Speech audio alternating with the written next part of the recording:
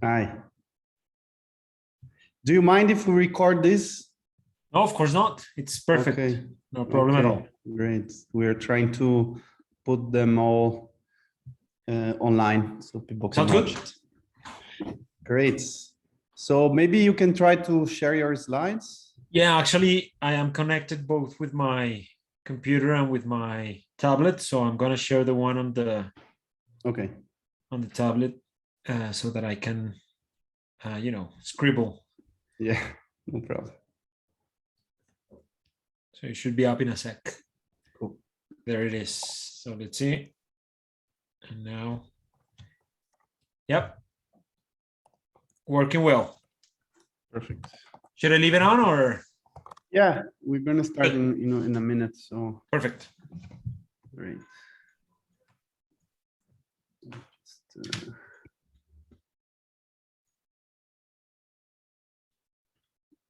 Okay, do you mind if we start, or are you ready?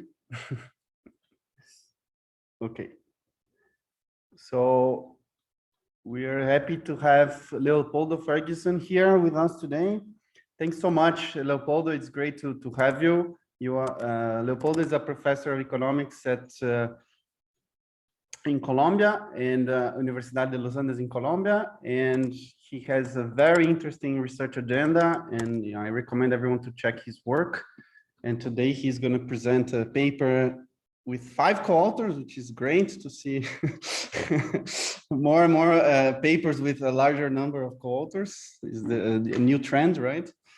And we're going to hear about the Spanish Empire. So thanks so much, Leopoldo. And you have 1 hour and a half. And if you don't mind, we interrupt with questions, if that's okay. As opposed to your series of seminars, right? Which yeah, is we not had like that. Yeah. Online, we switched from one model to another, but I'm fine with interruptions at any point. Okay. I'm not going to be monitoring the hands most of the time. So if you just jump in to interrupt me, that's completely fine. Okay. So yeah, happy with that format and happy especially for being able to share this work with you. Thank you very much, Rafael, and everyone for the invitation and everyone for tuning in. As Rafael said, this is work on state capacity in the Spanish Empire.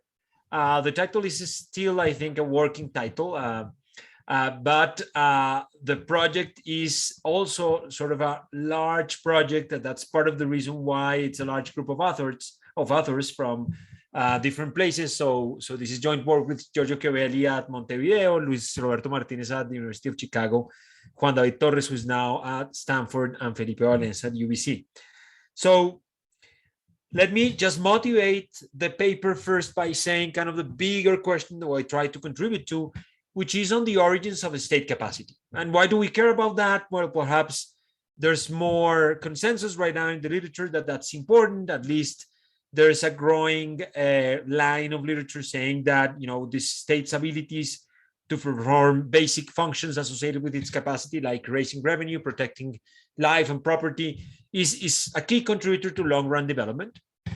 And more specifically, of course, state capacity is a big concept with different views around there of what it really is and different dimensions. But I think in almost every understanding of a state capacity and fiscal capacity plays a crucial role and is an important aspect to examine.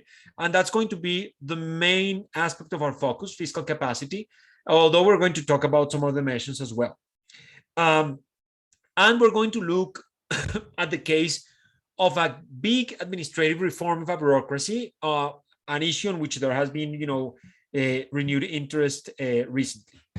Now, however, a part, of course, not all, but an important part, the preponderance of the literature has focused a lot on Western Europe and has been strongly influenced by Tilly's view of the process of state formation.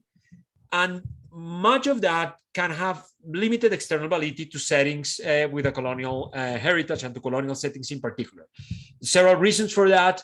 In a colonial settings, there's limited role for inclusive political institutions and sort of for the joint evolution of political institutions and state capacities. There is often the case that we're talking about very extensive and diverse territories in the colonial settings. And also related to the first point, we often are talking about state building, or at least building of some state capacities from the outside. So that might have a bunch of different implications that what we see in part of the literature. So what we do in this paper is we ask if an important piece of administrative reform improved the state capacity in the Spanish Empire in America. And we study in particular the system of intendencias or intendants introduced by the Spanish crown in the American Empire in the late 18th century. This was in the transition from the Habsburg to the Bourbon reforms, perhaps the cornerstone of the Bourbon reforms in the colonial world. And it was very important for the fiscal organization of the state.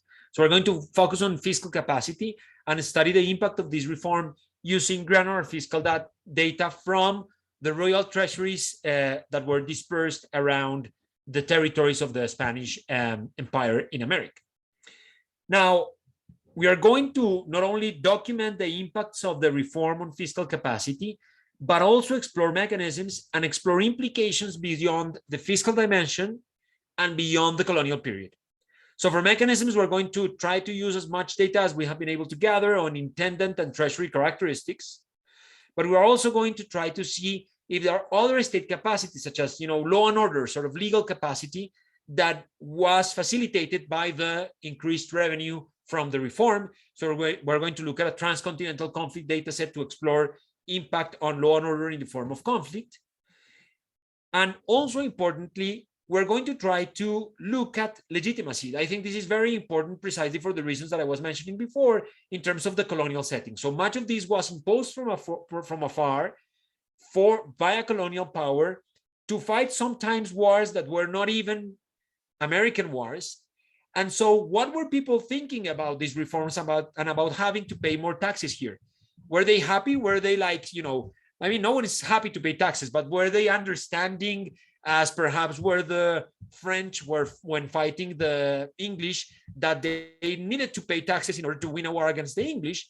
Or were actually people really pissed off about having to pay these taxes? That sounds pretty plausible, but how can we consult whether people back then actually had more or less legitimacy?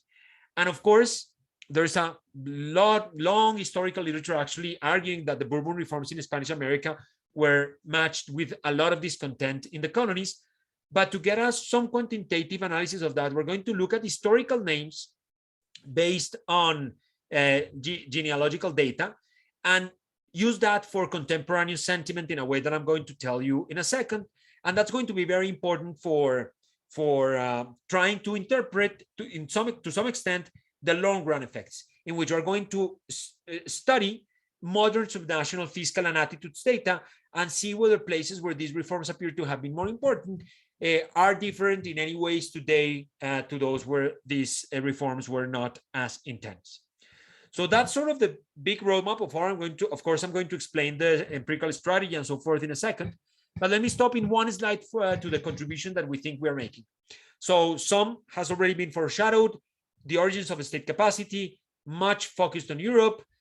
We are looking in a place in which the threat of external war perhaps is quite different, and in which inclusive political institutions are not endogenously evolving necessarily together with the effort to construct these tax apparatus.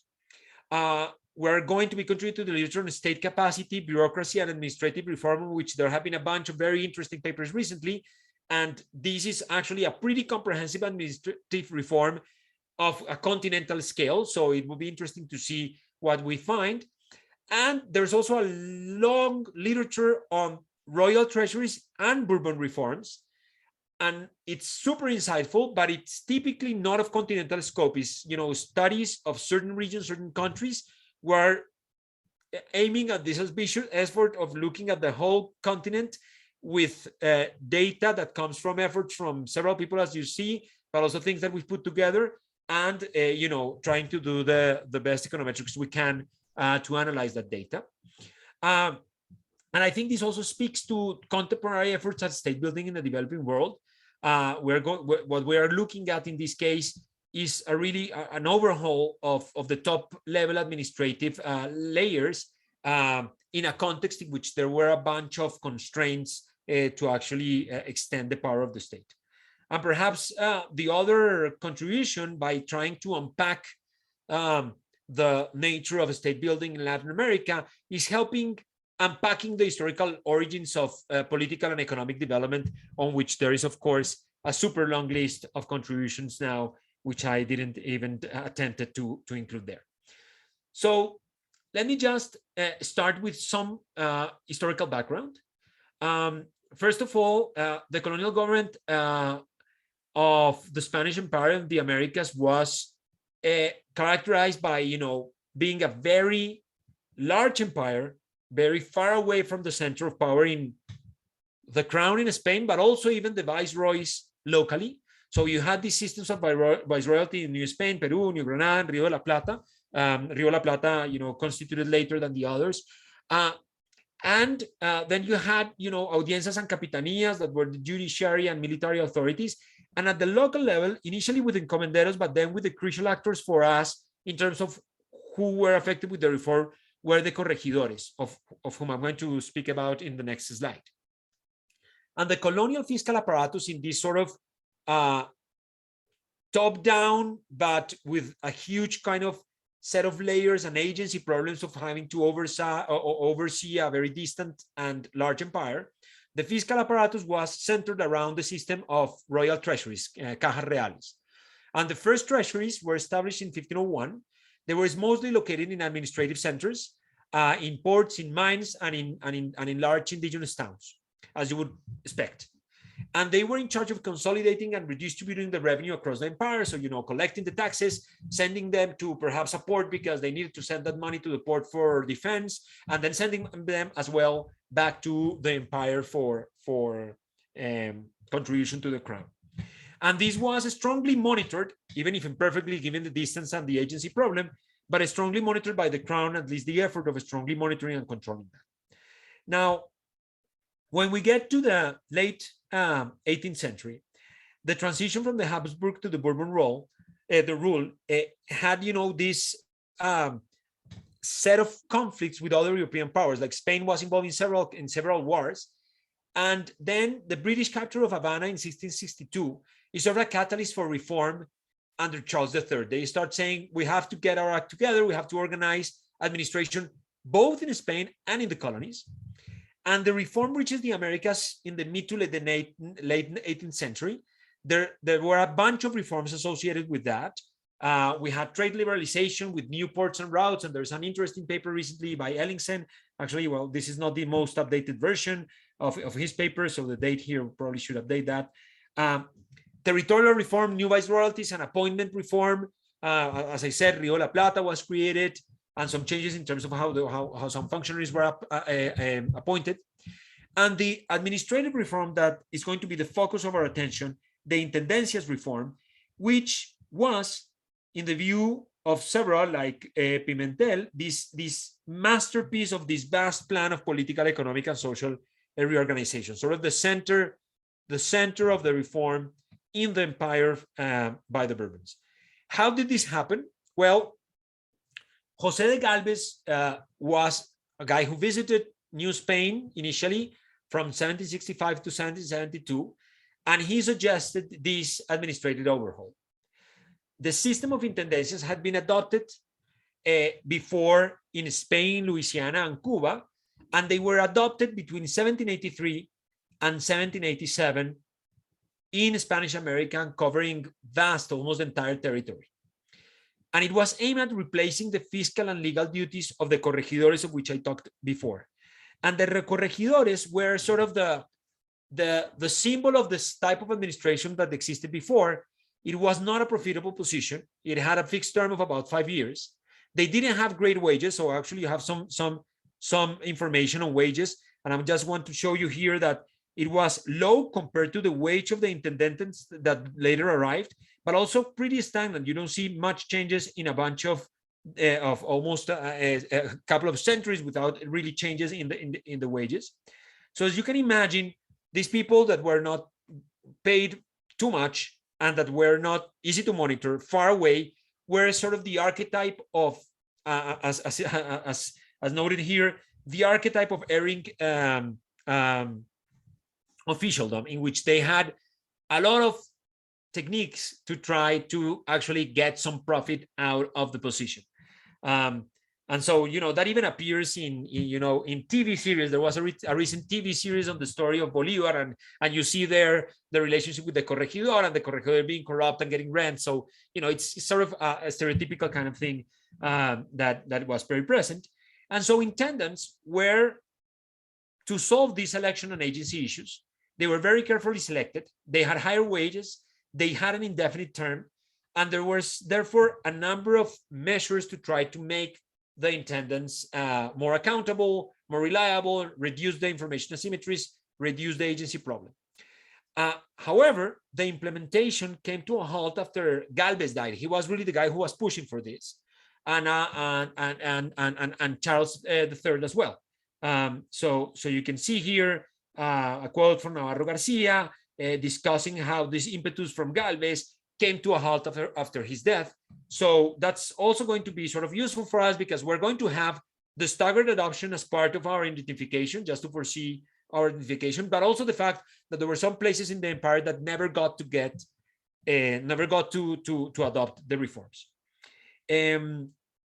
So I just thought it would be fun just to show you this guy, Jose de Galvez. Clearly, he was apparently a very interesting figure. He was very, pushy about these reforms, very dominant. And like I said, this was this French figure to replace corregidores, the essence of this I already mentioned. Now, data. We collected a bunch. Leopoldo, why do you call them French figures? Intendentes, or but why French figures? Because this model, this administrative model of having intendants, was copied from the French system that the Habsburg had been pushing. So they sort of came like, we have a better way of doing this, been tried in France, and we're going to do it the right way. And actually they implemented it in Spain as well, not only in the Americas. Yeah. Okay. So that's why I say it was a French figure. There was a figure that was already in place in France. And so the Habsburgs sort of imported that and brought that. The Bourbon, right? The Bourbon. Right? In the transition from the Habsburg to the Bourbon, the Bourbons brought that from France. Yeah, sorry. Okay, so in terms of data, a lot of effort here. Like I said, that explains the 5 authors and the great RAs that we have had working with us. So for fiscal capacity, we have revenue and expenditure for 85 royal treasuries across the Spanish American Empire. We here build on the amazing work of the Pasky and Klein, who digitized much of this data from the cajas. They didn't complete Nueva Granada, so we use the work of Pinto for that, and we compile the data, we harmonize the time periods, the currency, we classify the different entries into categories. We also use data on internal conflict, in essence, indigenous rebellions and uprisings in each intendencias, based on a bunch of sources as they are listed there. We also looked at intendant characteristics, and there are not that many, so we were able to look at each of them and hand code the biographical data for all the intendants in office. And to measure sentiment, which I mentioned before, is an important thing to ask ourselves. What were people thinking about these reforms back in the time? How were they feeling about it? We don't have the Latino barometer of the 18th century. So what's the closest thing that we could get? So what we thought is, well, let's look at how people were naming their kids. And we can get that data from genealogical data on, baptisms. And we can see whether people were using names that were easily associated with the Spanish administration. And so we're going to explore if they are unhappy with the Spanish. I don't want to name my son with someone who was actually someone that I feel antipathy towards. So probably the idea was something that came out probably as a result that several of the authors have toddlers. So we have been through the process of choosing their names, and we know that that's an important decision that you are not going to take lightly and name someone after a person who you think has been, unjustly putting some taxes on you. And then we look at the long run effects. And for the long run effects, we look at modern data on municipal tax revenue so we essentially compiled information from several national sources from all of the different countries in Latin America. And we also use attitudes data from the LAPOP project to look at potential persistence, sort of attitudes toward taxation and so forth. And of course, we also have, information on colonial administration, institutions, geography from different sources. So those are all our data efforts. Leopoldo? Yeah, please go ahead, Natalie. Hi, sorry. 2 questions. One, is there any evidence that may suggest that in the process of moving from corregidores to intendentes, there was also sort of like a reorganization of their spatial domain, or were they operating on the same, spatial division? Yeah. So the answer is yes. I think that this produced a spatial change, and one that is going to be meaningful to some of the interpretation of the mechanisms that we think are lying behind, in the sense that you can look at this as a sort of centralizing reform, in the sense of bringing back the power to the crown. But actually, on the other hand, you can see this as an effort to bring a major institution of the state closer to several regions. And I'm going to show some figures about that in a second. And I think that, and we're going to argue that that's probably part of the mechanism why this was successful in raising more revenue. So yeah. Now, in terms of reorganization of the population, that's one thing that we have played around with and thought about, but have decided for the moment to leave for another paper. Okay. And it could be part of also the mechanisms. Yeah. And I thought you said you had another one, right? Yes. So the thing with surnames is super interesting. I'm just wondering if that, sentiment against the crown, I guess we should expect to increase, right? The closer we get to the 1800. Although that I guess that may be easily corrected with fixed effects. I don't know what you guys are going to run, but I'm assuming that sentiment is increasing over time, right? Until we get to independence. Yeah. I'm going to show you the results, and they do suggest that they start not putting Spanish names, and that persists and become more negative. And of course, the aftermath of these reforms, and that's what you have in mind, is independence. So they were not liking the Spaniards. And actually, a lot of historical literature has said, hey, the Bourbon reforms, yeah, they were great. They were able to raise revenue, but they ended up costing the Spanish Empire, because people here didn't want to be subjects of a crown that was actually being so effective at raising taxes. So in that sense, yeah, there's a persistent effect. And actually, this could be actually directly connected to independence. That's what many historians have argued. Now, do we have quantitative evidence for that? Not for the moment, but maybe if this seminar had happened, 4 weeks from now, we might have some results on that, because we have hand collected from a number of letters, information from what were people in the administration and other people discussing in terms of what kind of things they were exchanging when they were talking about. And we are going to try to construct from that whether in places where the reform arrived and arrived early and so forth, we start hearing more talk about independence. So that link that you have in mind is precisely one that's kind of the next step that I wasn't able to bring you today, but that we are currently working on. Cool. Thank you. No, thanks to you. So we exploit this staggered adoption of the intendants through the territory that you see there. So as you can see, only Nueva Granada did not get the intendencias, because Galvez died before he was aiming Nueva Granada next, but he died before that. And we're going to exploit that. Plus, we're going to exploit that some were introduced in 1783, and then some later on up to 1787. And that is staggered adoption of the intendencias in the areas, in the polygons, in the regions, affecting the cajas, which are the dots, is going to give us our empirical strategy. Now, before I show you the econometrics, just for you to get a sense of the data, here is sort of a before and after, which shows you that there is an increase in taxation after, this, we're marking here the first intendencia system adopted, and you can see that there's sort of an increase in taxation. And you can also see that there is an increase in expenditure after the reforms began. That actually is reflected in an increase in taxation net of revenue. So this created more surpluses. And there you see kind of the difference is much more stark. But of course, this is time series. It could reflect a bunch of other things. So what else can we do? Well, first we can inspect just graphically and compare the treated treasuries with the never treated treasuries. And you can see how they appear to start to depart when they began to be treated, and this increased at a rate that the other ones didn't. But if we want to look at this econometrically, we want to control for other stuff, the sort of things that Natalie had in mind.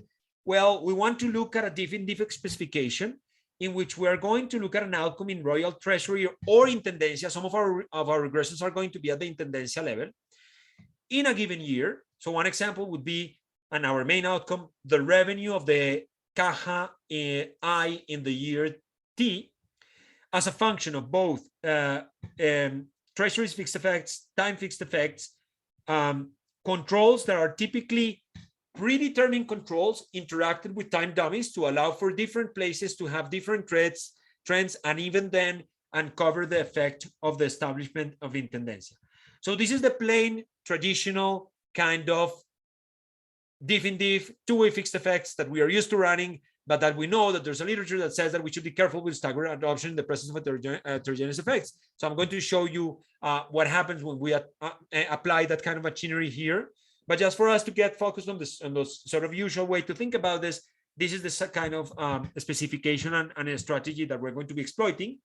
Of course, you might worry, well, yeah, Galvez came, he started pushing, but was he very strategic about where to go first to establish the intendencia? And could that endogenous decision on the timing of the reform be explaining our results more than the reform itself? So we do look at the timing of the reform in terms of whether it's correlated at all with any of the observables that we can control for, sort of geographical, predetermined, kind of historical population, and others. And we don't find that any observables are really good at predicting the early or late adoption of an intendencia. And these are standardized effects. So even though you might find that perhaps there's one like malaria suitability, which is negative, they are all pretty small. So as far as we can see, there is no obvious targeting of the pacing of the reform with observables. And so that gives us some reassurance. And of course, to also get reassurance. Yeah, Rafael. Sorry, I just want to understand. So if I saw correctly on your map, you have only a 4-year distance or 5 or something, right? Right. I mean, it's almost not staggered, let's say, especially if we're talking about, I mean, 18th century. I mean, things don't happen very quickly, right? Yeah. So what I'm trying to understand is that really your variance comes from the areas that are white, right? It's really about a never treated against treated, no? It's a standard diff and diff. So what I'm saying is that the timing variation really is not by much. Right? Am I right? Yeah, you are right. But still, interestingly enough, the results are robust to dropping any viceroyalty. So it is true that perhaps one should say, well, you shouldn't worry too much about the staggered adoption, but because it's not that you have like a bunch of different timing, it's almost like the classical, you know, one treated, one untreated, one before, one after. So it's the classical thing. Your two-way fixed effect is almost like the traditional diff and diff. So that's fine. And that's kind of the glass half full. So, well, maybe we shouldn't be so worried about the differential in treatment timing, heterogeneous effects, and so forth. Still, we're going to run robustness for that and so on. The glass half empty could be, well, this might be just the difference between New Granada and everything else, and maybe New Granada is very different for some reason. So luckily for us, actually the results are pretty robust when you exploit only the staggered timing or only the pure control.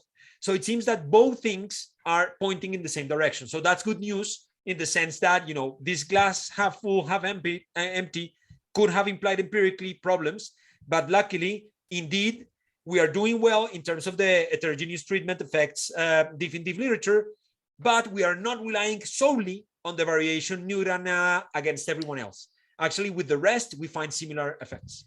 Cool, that's great. Yeah. So I have another question. So sure.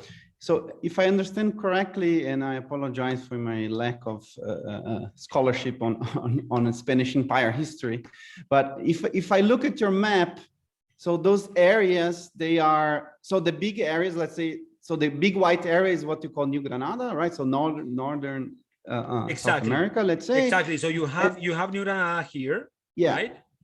And then you have that the reforms. So for instance, you know, New Spain, this viceroyalty, was all treated at the same time, right? Okay. And New Granada was simply not treated. In other cases, you had provinces within viceroyalties treated sort of a bit earlier than other provinces, but it was always kind of a cluster of cajas that were treated at several points in time. I got it. And these provinces, they are the same as the intendencias? Like there is one guy in each place, or how does that work? Yeah, there is one intendente in each one of the intendencias. Okay. And as I'm going to show you, then perhaps related to what Natalie had asked, that implies that at this mid-level of sort of administration, that brought a major figure sort of closer to the territory, right? So this was really a functionary that was super well paid, not a fixed term kind of job. This was like an important colonial functionary, the most important one for fiscal decisions. And now he was much closer to everyone, to the territory. Before that, you had the corregidor, which was like, you know, like a tax farming guy that was, you know, doing more or less what he could and what he even sometimes pleased without much oversight. And then you would have to go to the level of, you know, the audiencias, the capitanías, and so forth to get to an important level of administration. So in that sense, this was one guy on relatively large territories still, but much less than in the status quo. I got it, but I understand the difference between the corregidor and the intendente, but I don't understand yet what is exactly the unit of observation. So intendencia and province are not the same, or are they the same? I think that's a good question. I think they often are, but I'm not so sure if they must be. Okay. No, they don't have to match exactly. No. So in this map, we are seeing provinces, right? In this map, we are seeing essentially the intendencias that were treated. Okay, intendencias. I'm just saying sort of the level of variation on which the reform was implemented was either at the viceroyalty level, like in the New Spain kind of example, or a bunch of places within a viceroyalty, like several regions. I got it. And this is the unit of observation and regression, right? And the unit of observation and regression is going to be sometimes the intendencia and sometimes the caja. And for the main regressions, the caja. So actually, these dots are going to be our level of regression in the main result. I got it. So you just match caja to intendencia. Exactly. A caja can be, and then a cluster of cajas gets treated, and we're going to work on you know, clustering the errors, because of course several cajas within a territory are treated at the same time. And yeah. Okay, thank you. Okay, no, thanks to you. I think that probably clarifies for a number of people as well. Okay, so this is the standard, you know, sort of more detailed evolution of this through time, where you can see that there is no apparent pre-trend on the evolution of tax revenue, but there is an increase that if you take the average of this is going to amount more or less to a 30% increase in revenue, which is pretty sizable. Now let's look at, you know, a table that allows us to control for stuff. This is our baseline regression only with Treasury and Euro fixed effects.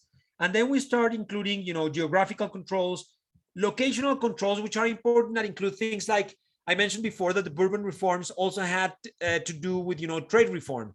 So we want to make sure that this is not capturing just trade reform. So we have things such as distance to ports, interacted with time, stuff like that. And we're going to even discuss that and do even more robustness for trade reforms or other correlated reforms. We include, pre-existing population controls, pre-existing rebellion controls. I showed you already that there is no real sign that the timing was too strategic, but we still want to see whether this is not a matter that simply, places that were more rebellious got this reform first or later, and therefore that might be correlated with tax revenue. These Rio de la Plata controls, I mentioned that the viceroyalty of Rio de la Plata was a new viceroyalty that was created more or less around the time. We want to make sure that that's not driving our results. So we are here allowing all the cajas in Rio de la Plata to trend differentially, and the trade controls similarly are more demanding trade controls in which we're looking at a time varying. So this could be a bad control, but still we include it for completeness, a time varying measure of the distance to any active port, given that part of the reforms in the trade side was allowing some trades to be created and to engage in trade, and facilitating. So that variation is captured here, and throughout you see that more or less some 30 something percent that I was mentioned before is kind of pretty robust. Is pretty robust and stable. Leopoldo, do we know if the trade reform part was effective? Did it really increase the trade? So that's selling sense paper, and that's a paper that suggests that there were changes. There were changes on the directions of what Natalie was suggesting. So in terms of the reorganization of the territory, on the shaping of people to some places and other, it's really focused on the trade effects. And what I can tell you here is that we have found, I don't think I brought that table here, is that what is important for us is those trade reforms, important as they apparently were in the eyes of Ellingsen, are not explaining our reforms, but also the converse is also true. We do not find any changes of our establishment of intendencias on any trade outcomes that we can have. So in that sense, we don't think this is confounded by the trade reforms. And I should say also that the essence of the trade reforms was earlier. So this came later. So it's not that time coincides exactly, which is also good for us. There are a bunch of robustness checks. I'm happy to go into the details of some. I'm going to show you the graphs of some, perhaps some others. I'm just going to leave there, but feel free to let me know if you want me to go into any of those. So of course, very important. There's like one new paper every week. Yeah, there's a question, I think. Yes, a quick question. Yeah, so sure. What you showed us was a two-way fixed effects result, right? Yeah. In a standard event study. What I showed was a two-way fixed effects, and then this graph is taking that two-way fixed effects and sort of discretizing for all the different periods before and after. Right. So you're not worried about the parallel trends assumption on some of the explanatory variables. I'm talking about the beta coefficients on the controls changing before and after treatment. That story by Santana and Zhao. So you're not. No, yeah, we do. No, that's a super good point, and that's exactly what I was going to move into next. So the estimators by Santana, the estimators by Ches Martin and co-authors. So there are a number of estimators here, and so we said, well, let's run all of those that are suitably applicable to our setup. And this is the result. So you can see that there is differences here. There are some that are going to give us somewhat of a smaller effect than ours, somewhat of a bigger effect than ours. The OLS, for reference, the one that I was showing before is the one in the squares. But you can see here that the Callaway Santana estimators, the Chase Martin, I cannot pronounce the Hotfield estimator. That's very unfair with him because no one can pronounce his name, and San Abraham and so on. As you can see, there's difference between the estimators, but this literature, has shown that this can have important effects. And in our case, it seems that any of the estimators that we can take off the shelf tell us the same story. And perhaps for the reasons that Rafael was saying, that is not so surprising in the sense that there is a staggered adoption here but it's limited to a very narrow window. We also did synthetic control exercises in which we create a synthetic control for New Granada, the only one that was not treated, and compare, you know, a New Granada how would New Granada look if it was treated with synthetic control methods, and we find, you know, sort of a nice looking pattern in the sense that you would expect. They start diverging when we start having some reforms, and then there is sort of a bigger gap when all of the treated treasuries are treated, and this kind of area under these two curves is what amounts to that kind of persistent 30% effect. We also worry about sample composition, so we have tried, and some of these robustness I mentioned before. We can drop individual treasuries, we can drop intendencias, we can drop vice royalties. I refer to the vice royalties issue when we have our discussion with New Granada. Is this only the comparison with New Granada? New Granada might be different. No, actually, you can't drop New Granada and you still have the effects. So actually here, this is dropping New Granada. The effect does fall, but it is still, and it, of course, more uncertain, but it's still significant on conventional levels and of more or less similar size than the others. We can drop intendencias. We can look at individual sources of revenue, or drop, sorry, individual sources of revenue. Rafael also hinted at this point, there could be an issue about, you know, the clustering of the errors, in the sense that several cajas get treated at the same time. There might be correlation in economic activity, which drives revenue, so forth. So we have tried different forms of clustering, Conley standard errors, randomization inference, different things to make sure that that's not something that is affecting our results. Something that hasn't come up but often comes up is, what about, you know, spillovers? Could we be violating the SUDVA assumptions? So we have done intendencia levels analysis. We have included controls in terms of how linked are you to other treasuries, and still we have pretty consistent effects. And we also have another set of robustness for exploring alternative explanations. The viceroy fixed effects are also interesting. So within vice royalties, explore the timing of different places. Sorry, not within vice royalties, but within the rule of a viceroy. Is this simply a change of a different viceroy coming in, coinciding more or less with the reform, and the viceroy is explaining the changes more than the reform? So we can actually, we mapped all the rules of the viceroys, and we can actually include viceroy fixed effects and find similar results. Check whether this is explained by previous rebelliousness. And as I said, we also did more of an effect or analysis for making sure that this was not driven by the Rio de la Plata reform or the trade reforms. So I guess, I mean, like I said, I'm happy to discuss more of those, but I think more substantively, I would love to tell you about the efforts to look at the mechanisms behind this. So why this reform work?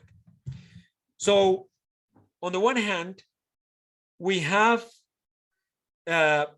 evidence that this was about building this greater capacity to collect taxes, especially in places where that capacity was absent. So I already foreshadowed this several times, so this is going to be clear for you right now. So the intendencia, the typical distance to the intendencia capital is much smaller than the distance to the viceroyal capital, and it's also even much smaller than the audiencia capital. So this is the sense in which I was saying this is partly extending the reach of the state territorially. And also, if you look at where do we find larger effects, it seems that being near the state is actually important. We find bigger effects near intendencias. So it seems that actually extending this state to the territory is important for driving revenue. And the effects are bigger on places that previously didn't raise much money. So that tells us something about this bringing the state closer and being able, as a result, to get more money. And also, we also see that the effect is bigger in treasuries that didn't have sort of traditional revenue sources. Like the effect is bigger, not for ports treasuries that had this very important item of revenue, but actually for other types of treasuries. And finally, I'm going to show you this one, but I'm also, again, happy to show you the other tables if anyone is interested. We also look at the types of taxation that was more, the sources of revenue. And in essence, what is interesting here is that it seems to be more or less across the board. But if you observe any recomposition, perhaps the key two things that appear is that there is an increase in the share of what were an essential, in essence, direct form of taxations, and sacrificing perhaps the main form of indirect taxation, which was trade. And that's interesting because, you know, all the public finance literature says, you know, there's a sense in which you might prefer direct form of taxation, but it requires a lot of more state capacity to be able to directly tax than indirectly tax. So that's also an indication that there was really, you know, the establishment of a stronger fiscal apparatus being able to tax more. Now, this might not be the only mechanism.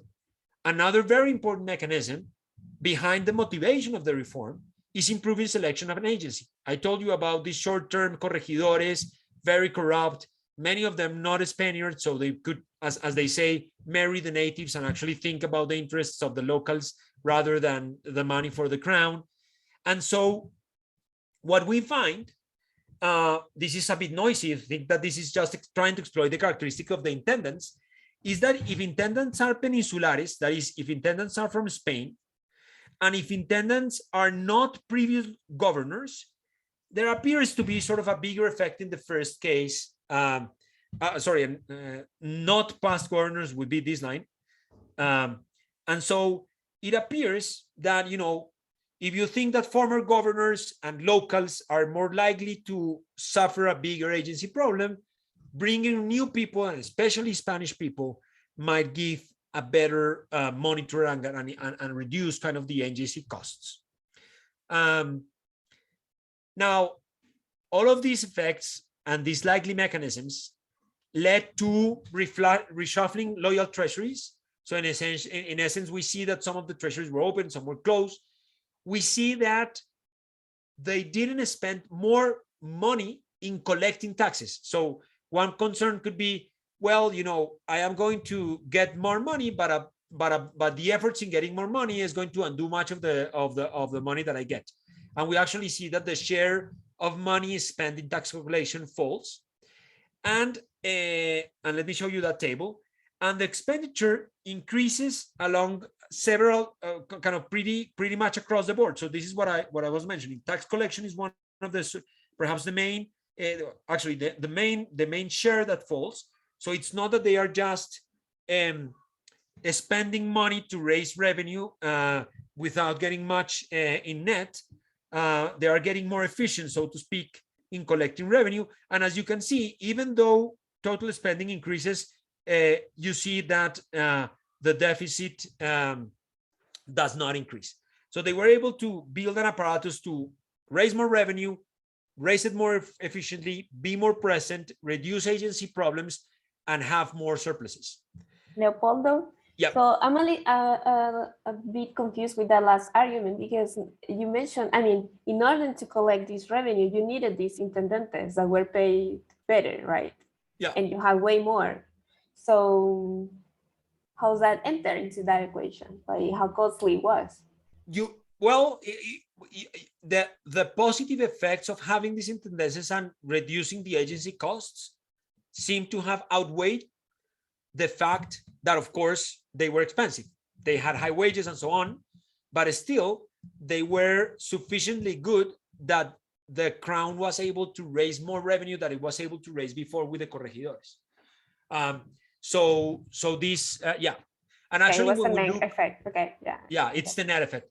And when we look at the expenditure on bureaucracy, like on the bureaucratic apparatus, what you see is that the share of money spent on bureaucracies didn't increase. So the overall level did increase, but the share didn't increase. So that suggests that again, that it was not like this was an effective yet inefficient kind of reform. Okay, so far I have focused on fiscal capacity. But one should ask also if intendants, by building fiscal capacity is at the core of many notions of state capacity. And it's sort of sometimes the end in itself, sometimes a key means to the end of controlling the territory, controlling law and order, monopolizing violence, being able to have judges and to be able to have, judicial capacity, legal capacity. And in particular, when you think of state capacity, and there are many views, from Weber to notions of legal capacity that now economists are also kind of proposing, lack of conflict is kind of that flip side of state capacity. And it's very important to be able to provide law and order, to avoid conflict and so on. And part of what happened during the colonial times was also economic exploitation and physical abuse under corregidores. So part of what they weren't able to do with corregidores was not only to control their lack of kind of accountability in collecting revenue, but also the lack of accountability in over-exploiting the population, and in particular the indigenous population. And that's very famously the case of the Tupac Amaru rebellion. So to study the effect on conflict, we harmonized and consolidated data from several sources on indigenous rebellions. And what we find is a clear indication with the same kind of strategy that I described before, but given that we don't have here anything at the Treasury level, and that there are not, thousands of cases of indigenous rebellions, this is regressions at the intendencia level. And as you can see, pretty clearly, the establishment of intendencia is associated with a decrease in indigenous rebellion. So that can be taken as a sign that law and order was also facilitated by this. Now, the aftermath, and we have had this discussion already, is of course the empire of the collapse of the empire, and with it the collapse of the treasury system. You can see here in the left side how many treasuries were actively reporting to the crown, and you see that treasuries, some of them actually persisted in the new independent republics, and there's a lot of evidence that much of the fiscal apparatus of colonial times was inherited by the new republics. But the fiscal apparatus for the crown, reporting the collection of revenue for the crown, fell from 1800s onwards. And of course, I'm marking here the independence of the different territories. So the aftermath was the collapse of this empire. It seems that they were able to persistently increase revenue even during this period in which some of the cajas were not reporting, although here you have to be careful about selection. There's only a set of cajas here that are reporting, so some of these might be a composition effect. But in essence, we see this persistent effect on revenue, but the collapse of an empire. So this is where our exercise of sentiment towards the crown comes. And as I said, yes. Before you go into sentiment, so yep. You see this clear increase of about a third in revenue and an equivalent increase in spending, right? So there's no deficit going on, or yeah. Whatever exactly. they raise, they expend, right? This is what I understand. Yes, actually, in essence, what they raise, they spend, and there's no increase in deficit. Exactly. Okay, and so do we have data? Do we see an equivalent increase in public good provision? Oh yeah, that's you're saying one thing that we have struggled with, and if anyone has any brilliant idea, to try to see to which extent this was mapped into public goods. Yeah. And we have some information on sort of colonial roads, and perhaps some of those you can try to map when they were built, but there are few. There is not much action in any given decade.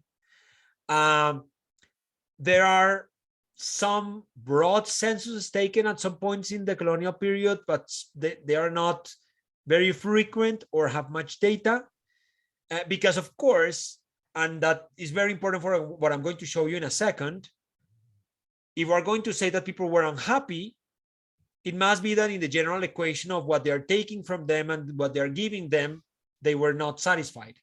So it would be very nice if we could show that public goods didn't increase too much or proportionally and so on. That would be consistent with our story. But we haven't been able to find, sort of systematic data for that. If any of you has ideas, of course, that we're more than happy to hear them. Could you possibly link the decline in rebellion against the empire as evidence of an increase in the supply of public goods? An indirect evidence? But you are suggesting that there is decline. Oh, okay. So are you referring to essentially this table, right? There is less indigenous rebellion, right? Yeah. Am I missing the point here, or? No, that's a good point. No, I think that's a very good point, and it's important to clarify. So here we associate this with law and order for the following reason, essentially. It's true that the indigenous populations ended up being often in coalition with the local elites and criollos, part of the fight for independence. But much of the independence movement arose from local, criollos, criollos and mestizos, like people like Spaniards born in the people of Spanish heritage born in the colonies, or people of mixed heritage, and the indigenous population rebellions were often against, things like the overexploitation and so forth. And independence, at least part of the movement, was led by local elites. So in that sense, we think that it's useful to think somewhat differently in terms of the indigenous rebellions. Like, there is no way the indigenous people could have gained independence alone, and independence fostered by the forefathers of independence.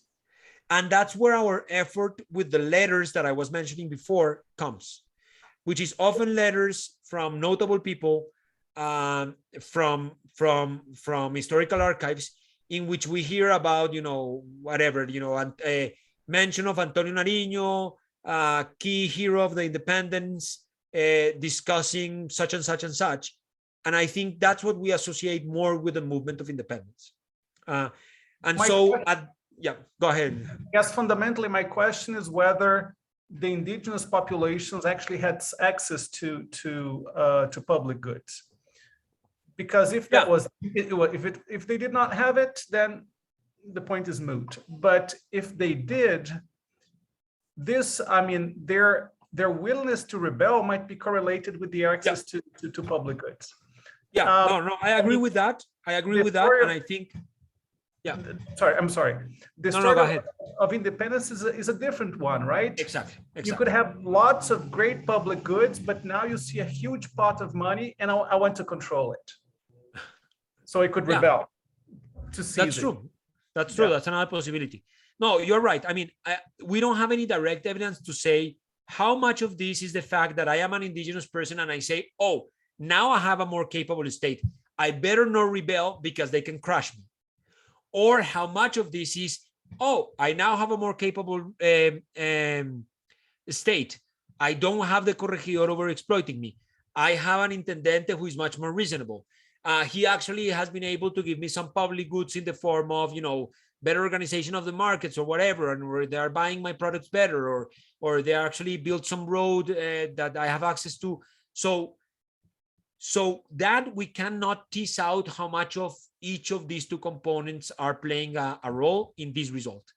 And it could be part in part. I mentioned as a motivation the corregidores thing, because things like the Tupac Amaro were very important, and that lines up with public good, if only a public good understand of by sort of abiding with the regulation in terms of labor regulation and things like that, which the corregidores didn't, and then now with the intendentes they were more safe. So we cannot attribute, we don't have any direct evidence to attribute how much of this is kind of fear of repression or better conditions in the form of public goods or labor conditions and so forth. It could be potentially both. And then I agree with you that independence is a different thing. It could be that they say they are taxing us a lot, and it's because, you know, Spain is fighting a war with the English or whatever. And second, that's a lot of money. We should get hold of that. So I think that's a super reasonable possibility. Yeah, and you know, the to extent that there were more rents, they would be more willing to fight for independence to control those rents. Thanks. And so whether it is because they are taking too much money and they are thinking of holding that money themselves, or they just want to lower taxation, one view or one way, as I said before, to try to look at whether these people are unhappy with the Spanish is to go back, look at the genealogies. There is certainly a lot of information on this. Luckily, the churches have very good archives on baptisms and the names that people were given. And then what we did is that we looked at the entire Spanish America, and we looked at the names that babies were given at this point in time. And we have tried with a number of variations. I'm showing you here only the probability of being named after a name of a viceroy. And what you can see here is that it falls pretty clearly, pretty consistently. And going back to Natalie's point, it seems to be something that is increasing. And then we get to the years in which we're closer to the independence movement. And people, if the viceroy was named Carlos, people don't want to name their kids Carlos.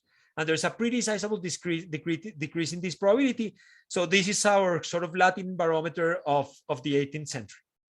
Now, let me see. Yeah. So let me end. This is fresh off the oven. That's why I skipped these two tables. This is something that we just ran, and the other ones were kind of the not polished versions of this table that I wanted to show you, because we just completed this regression, which is okay. But then, no. This one I want to show you. Then what was the long run effect of this? Are these places more fiscally capable?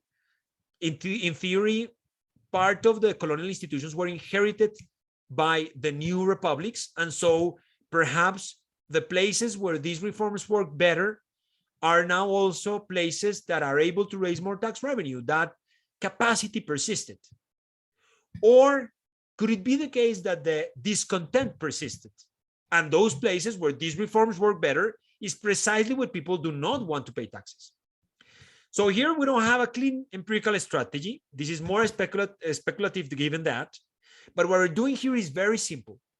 Let's look at the levels of tax income today in municipalities in current contemporary Latin America, and see whether it is bigger or smaller in places where the Bourbon reforms had a bigger or smaller effect on revenue.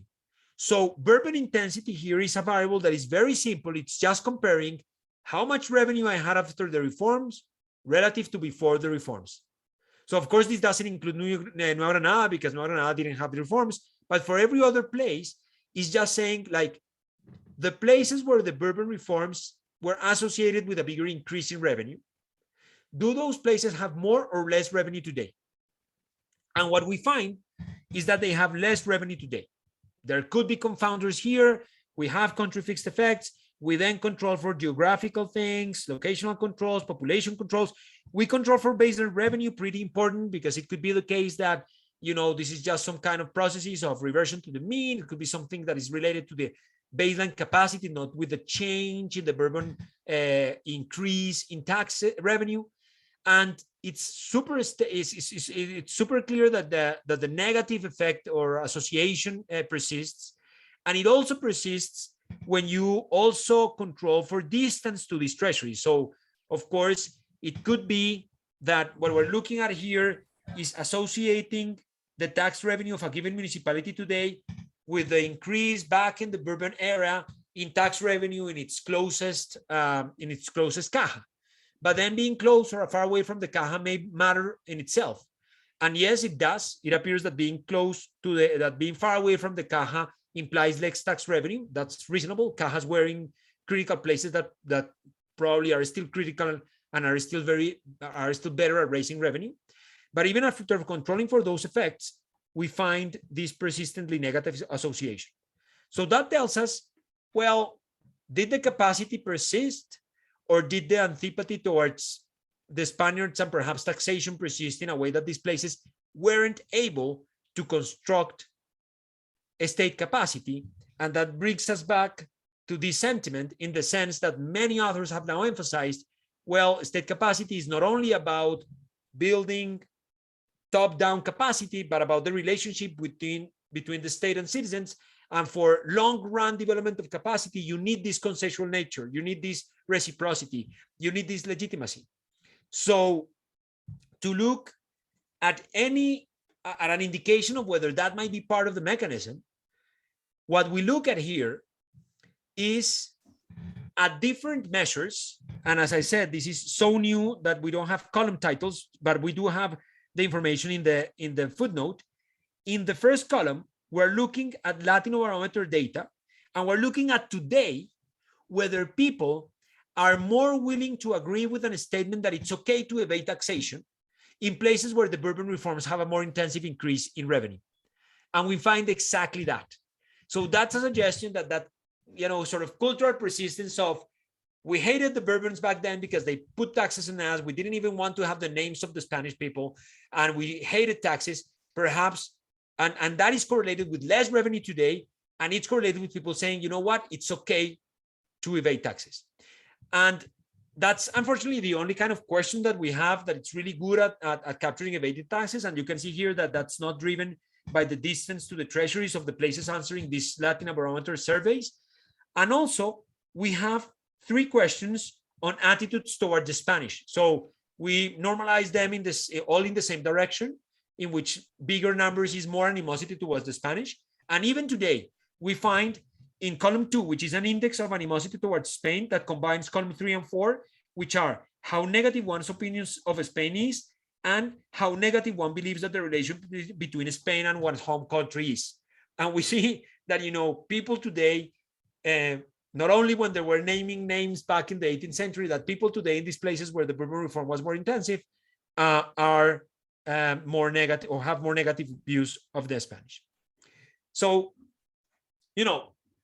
in summary, perhaps what you can say here is that we have an example of building a more capable, but at the end, unsustainable state. We see that this ambitious effort at administrative overhaul in the colonial world had an important effect on state capacity in the fiscal dimension, which is crucial, but also perhaps on the legal and law and order dimension. We show evidence consistent with changes in selection and incentives being part of the reason, as well as strengthening the state presence in areas far from the traditional economic and political centers. We see that indigenous rebellions decreased. It could be because now they feared a more capable state, or they were provided with better stability of rules, with better public goods. But interestingly, antipathy towards the crown increased. And we know the aftermath was independence, something that many historians don't think is coincidence. And we find that what that might have produced is that economically and culturally, that created a persistence of low tax collection. These places do not collect so much taxes, and low tax morale. In these places, people don't want to pay taxes and think that it's okay to evade taxes. And as I said before, this is consistent with views that emphasize that for the long run, constructing a capable state must consult this consensual reciprocal state building process that a state building from afar imposed from a colonial power to extract revenue, but not necessarily consulting the role of local elites and local population, cannot produce. So I think I stop there, but of course, I'm more than happy to continue with the discussion. I'm going to leave the slides in case we have to go to any part. Perfect. Thanks, Leopoldo. This is very, very interesting, especially the end, let me say. This mechanism is surprising in a way. So I will open for comments in a second, but I will take the privilege of being the host and asking the first question. So so if your story is correct, which is, if it was about building a tax collection infrastructure, you should see a positive effect in that table, in that current revenue, right? You should see that, and you see the opposite. So yes. So what you're saying is, look, these guys are hit by higher taxes, right? They hate Spain, and this sentiment is strong until today, and they associate that with higher taxes, so they want lower taxes. So my first question is, this lag tax income is local income, if I understand, right? Local municipal income, right? Municipal tax, correct? Yeah, to have local variation, we're looking at municipal tax revenue. Correct. So this in Brazil would not work because there's almost no local taxation, I think, at least at the municipal level. Maybe state level is a bit stronger. Okay. So I want to understand if there is really across South America a clear local tax authority that can actually change these things. This is the first question. Yeah. And if I understand correctly, isn't this a similar story to the Tea Party movement?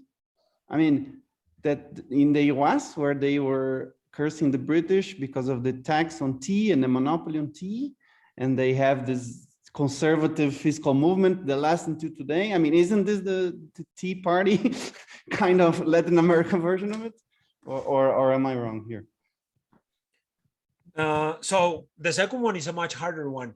You're right. I mean, many independence movement, and including the discontent with the British taxation of its colonies, started with discontent with taxation.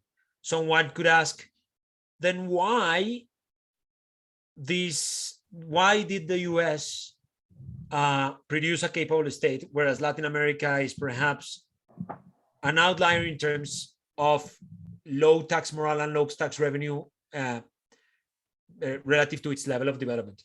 So to be honest, we haven't thought about that. And that's a very interesting thing to ask. Of course, there are a bunch of different... They did develop a strong state, but still low tax kind of mentality, right? Exactly. So it could be, yeah. So that's really interesting. It could be that that the low tax mentality is also part of that, but still they were able to produce a more capable state. Then of course you can bring other differences between the US and Latin America to bear. The fact that it was a much less hierarchically divided society, but I think that's an interesting thing to think about. I'm just thinking off the top of my head, but to be honest, we haven't thought of that parallel enough. And while one could argue the same for the attitudes, like the US is, outstanding in terms of the developing world and rich nations in terms of how they don't like a big state and taxes and so on, it is still a much more capable state than Latin American countries. So no, thank you for that comment. I think we should think more about that. In terms of local tax revenue, there is variation, of course, from country to country, and we checked and we had to learn a bit about the details of each country. But at the same time, there's a lot of persistence because many of the local taxes that we have today have their origins in some taxes from the actually colonial period. And despite the variation, there is always some meaningful tax, typically property tax, at the local level in these places. Sure. And so that's essentially the variation that we are leveraging on. We did verify, and we conceptually thought the important thing is tax revenues. You are making the effort to raise revenue there. So this is an effect for tax revenue. It is not an effect for, say, national transfers. And if you do this for national transfers, you don't find the same as you would expect. So yeah, but with variation, at least the property tax is typically an important tax at the local level. And then some countries have also other tax on top of that, like, some taxes on firms, like on commerce, yeah, it has different names, but for instance, in Colombia, it's called the Industria y Comercio, like the trade and industry tax, and it changes from place to place. You are right that in some places, this is just a small share relative to the bulk of the public expenditure.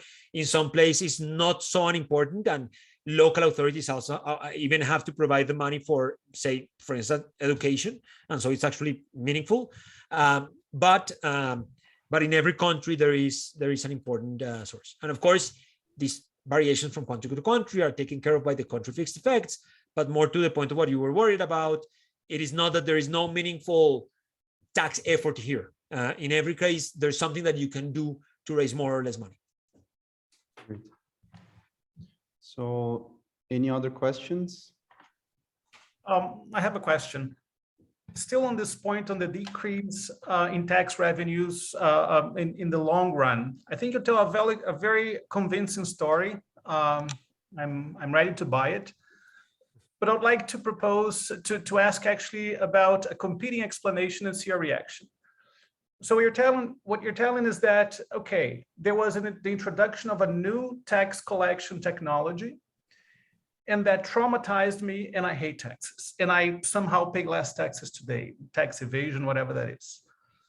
But there could also be a different story, which is the fact that I introduced a specific technology in a specific region or set of regions could have triggered a different trend when it comes to the development of tax collection technologies.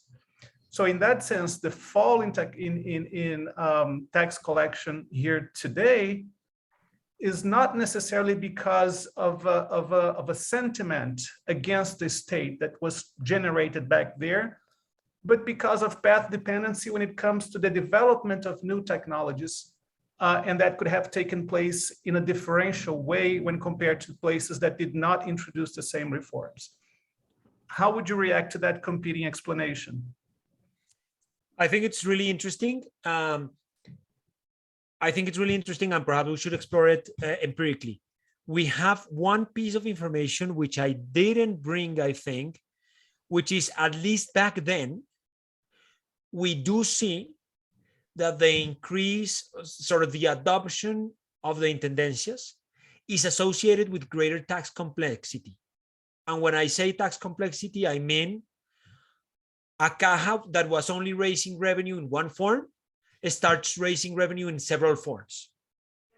Now, that doesn't rule out your explanation, but that tells us that this, at least at the time, created the capacity to innovate.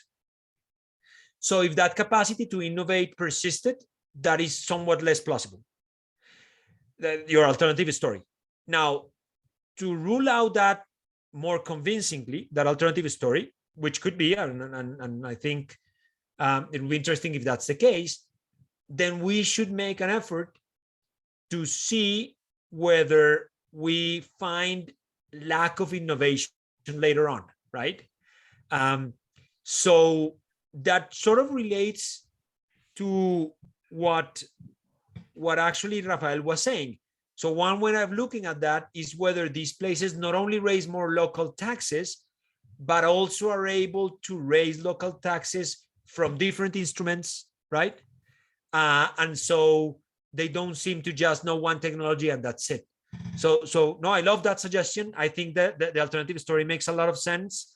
I don't have a prior, to be honest. I only have this piece of information that at least back then, it did seem to create a capacity, not just this technology and I applied and that's it. It created sort of a capacity to be resourceful and use several instruments and be more innovative back then. And we can look at whether or not that tax complexity persisted. It's a great exercise to run. Thank you very much. I do have another comment. Yeah, Natalie. So I'm just thinking here about the link between the reform and independence, and of course, correct me if I'm wrong, and I should have asked this at the beginning, sorry if I missed it. Isn't Nueva Granada a good counterexample of that? Because Nueva Granada wasn't treated, and I didn't get exactly why it wasn't treated, so sorry if I missed that. But then wasn't in Nueva Granada where the first independent movement started, right? So in the graph that you show, like how many cajas Yep. stop sending the money to the crown. it was Nueva Granada one, you know, like an important one, in which you start to see like that fall. So I wonder if you have an idea there, what's going on, like it wasn't treated, why it wasn't treated, but then the independence movement started there. Yeah. So again, that isn't that invalidating the idea of the reform having an effect on independence? I think it's a completely fair concern. As you can see in this graph, the first one to have, you know, to fight for independence was Rio de la Plata, followed shortly after, exactly as you mentioned, by Nueva Granada. But you must remember that, you know, Nueva Granada, you can date the independence to 1810 when they were first proclaimed independence, or to 1819 when they actually proclaimed it again and obtained it. And I think that it's so this is just at the level of the viceroyalty. New Granada was clearly not a lagger in terms of fighting for independence. And you are correct to say that perhaps, if anything, they were leaders, and many of the key people in the fight for independence came from Nueva Granada. So perhaps that's a counterexample. Perhaps this was not important for independence. Now, having said that, this is a very coarse level of variation that might be confounded by many things about Nueva Granada. It could be that Nueva Granada is different in a number of other dimensions that explains why they were willing to move before. So what we're doing now, which is more granular and that exploits the full variation that we have, is these letter things that I mentioned. So to which extent letters that we know the places that they were sent from, and we also are hand coding now the places of the events that they refer to. And then we are coding whether these letters are about independence, revolutionary ideas, sort of things like that. And then we can run exactly the regression that we had at the Caja level and see that see whether the implementation of the Intendencias created a bigger, you know, enthusiasm or talk about and so forth independence along those times. And I think that's a much clearer identification strategy than just, you know, comparing the early timing of Nueva Granada to the rest, because, you know, this could be confounding a bunch of other things. Sure. Now, why did Nueva Granada didn't get this? Was it because they were too rebellious and they weren't willing to put taxes on Nueva Granada? Because, you know, let's leave that last. We don't have any evidence of that. As I mentioned at the beginning, we cannot really correlate the timing of the reform with anything that we can observe. And we know that Jose Galvez was, you know, pushing the reform around the entire continent very quickly, as Rafael noted, and then he died unexpectedly in 1787 when he was expected to implement this in Nueva Granada. So in short, I would say, yeah, this raw correlation is not consistent with that story, but it might be confounded with a lot of things. And for a more convincing evaluation of that, we have that on the works. So yeah, I know that your results hold without Nueva Granada, but it's true, like it seems that it wasn't treated just because there wasn't anyone there that could implement the reform. Is that what I'm getting? No, it is not that there wasn't anyone there. It was that Jose Galvez was really the champion of the reforms. And after his visit, he said, we're going to do this. He started doing it. He started going and pushing it in every viceroyalty.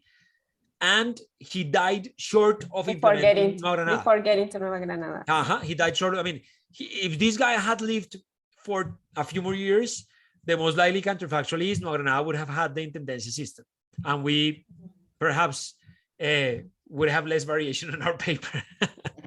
But you know, we are waiting and see what the letters tell us, because I think that would be really the way to look at what you're asking at. Sure, thank you. No, thanks to you. So let me just revisit quickly, and I promise this is the last question, Leopoldo. So no problem.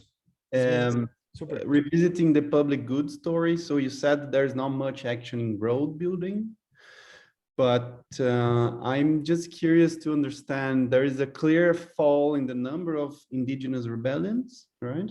Mhm. And I was wondering if, so it's not clear why this is the case. It could be that these guys are being just receiving some sort of transfers, right, from these expenditures. They're getting this money somehow, so they're happier. Or it could be just that they're hiring more repression forces, so more police, right? So, and actually, I'm just guessing here, but maybe you could find some data on this, because this would be perhaps registered in Spain somewhere, I don't know. But to me, my main point is, if these guys are getting, even today, the attitude towards Spain is negative in these places, then I expect that it was also negative there. They are not naming their kids after Carlos, right? So Right. why are they rebelling less and not more? So I suspect this is about repression. Right. So, You're right. That could be an argument for that. Like we were discussing earlier, perhaps, well, there's a difference between the indigenous population and the independence led by the criollos and mestizos and so on. But perhaps we could look at the Latino barometer and check by ethnicity and check if people who declare indigenous origin also dislike or not the Spanish. That could be an interesting thing to look at. Even within is a persistence of opinion towards the Spanish within ethnicity, right? Yeah, exactly. So if the indigenous people also dislike the Spanish today at the same rates that I guess they dislike them for good reasons. Correct, for other reasons. But if they dislike them differentially more in places where the Bourbon reforms were bigger, as we are finding in the average effect, that might be a reason to think in this discussion that we were having, whether is this public goods or enforcement, it has more to do with enforcement than public goods. Correct. Whereas if it's not the case that they hate them more in these places than others, then perhaps it is public goods. Or they are not, the burden of the higher tax is not on them also, right? I mean, I don't know. Or the burden is not on them. No, but although I showed you that one of the things that they were able to increase the share of was the taxes on the indigenous population. That's true. And the donativos. So that's not so likely. So that could be an interesting way to go. And I'm going to check if we can try to look at last names of indigenous nature in our name sentiment thing, because that would, right? So if I could sort of back up whether these people who were given names back then were, Carlos, but then the last name is clearly Carlos, I don't know, Carlos, whatever Muisca sounding name. So if we can do that, that could be a way. Yeah. So those are two good ideas. Thank you. As you can see, I'm scribbling here. I'm sure you are not understanding this, but it's so that I remember your very good suggestions that you are giving me. It's a doctor style way of writing. Yeah, my parents are doctors. Maybe that's why. Okay. Okay, so there's perhaps space for one more question, or we can close here. Let's see. Are there any other questions? I guess not. So thanks, Leopoldo. This has been very Rafael, thanks to you and everybody. This was great. Really fun talking to you and getting such good comments. Fantastic. Thank you so much. And hope to see you soon. All right. Bye-bye. Bye, guys.